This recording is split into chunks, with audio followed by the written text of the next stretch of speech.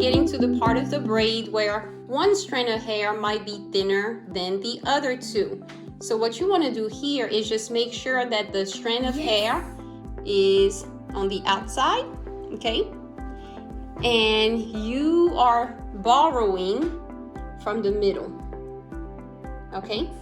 So I'm just gonna get a tiny bit from the middle piece, just to make it even, okay?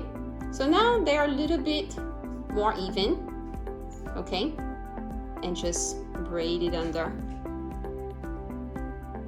And that way, you've added hair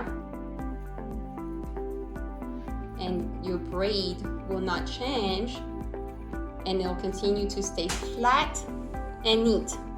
And you may have to do this several times as you braid all the way down. So again, this strand is longer than this strand.